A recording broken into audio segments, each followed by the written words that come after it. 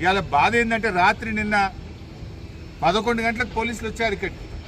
రాత్రి 11 గంటలకు పోలీసులు ఎంఆర్ఓ వచ్చి కనీసం నోటీస్ లేదు, విషయం లేదు, అసలు ఈ ల్యాండ్ తీసుకుంటున్నారు అనేటువంటి విషయాన్ని పీఠాధిపతికి కానీ ఈ పీఠాన్ని నిర్వాహకులకు కానీ ఒక మాట కూడా చెప్పలేదు. పేపర్లో వచ్చిన వార్త, పేపర్లో క్యాబినెట్లో నిర్ణయం అయిపోయిందని పేపర్లో వార్త.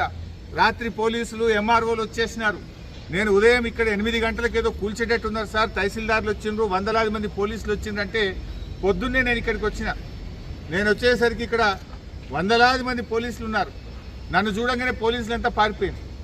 నేను వచ్చినప్పుడు పోలీసులు ఉన్నారు, నేను పీఠం లోపలికి వచ్చి బయటకు రాగానే పోలీసులందరూ పారిపోయింది ఇక్కడ నుంచి. అంటే ఎందుకు దాక్కుంటున్నారు పోలీసులు? రాత్రి పోలీసులు ఎందుకున్నారు? ఆ వీడియోలు ఉన్నాయి, రిలీజ్ చేస్తాం. పొద్దున నేను వచ్చినప్పుడు పోలీసులు ఉన్నారు ఇక్కడ. అంటే నేను రాగానే పోలీసులంతా పారిపోయింది. ఇక్కడ ఒక తహసీల్దార్ ఉండే, ఇందాక నేను వచ్చినప్పుడు ఆర్ఐ ఉండే, వాళ్ళు పారిపోయింది. అంటే మేము రాగానే ప్రశ్నిస్తామని, దొరికిపోతామని ఎంఆర్ఓ, గిర్దావరి, పోలీసులు అంతా పారిపోయింది. అంటే ఏంది మీ ఉద్దేశం? అర్ధరాత్రి పూట దేవాలయాన్ని, మఠాన్ని కూల్చేస్తాము, నోటీసులు ఇయ్యము, చట్ట ప్రకారంగా మేము పద్ధతులు పాటించము అని చెప్పడమేనా? నేను బాధతో అడుగుతున్నా, మంత్రి గారు శ్రీధర్ బాబు గారు, మీకైనా ఆ రేవంత్ రెడ్డి కంటే లేకపోవచ్చు, దేవుడు అంటే విశ్వాసం ఉందో లేదో నాకు తెలియదు. మరి శ్రీధర్ బాబు గారు మీరైనా ముఖ్యమంత్రి మీద ఒత్తిడి తేవాలి కదా.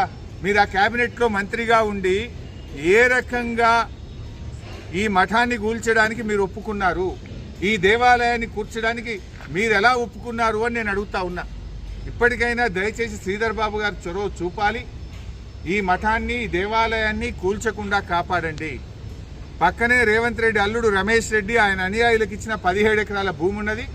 అక్కడ కావాలంటే హైదరాబాద్ మెట్రో వాటర్ వర్క్స్ వాళ్ళకి ఆ ల్యాండ్ ఇచ్చి అక్కడ మీరు ఎంతైనా నిర్మాణం చేయండి, దానికి అభ్యంతరం లేదు. స్థలం లేక కాదు, మీరేదో కక్షతో చేస్తున్నారు.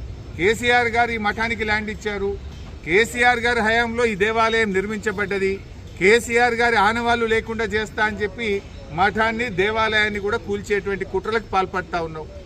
ఇలా కేసీఆర్ ఆనవాళ్ళైన రైతు బంధు బంద్ చేసినావు.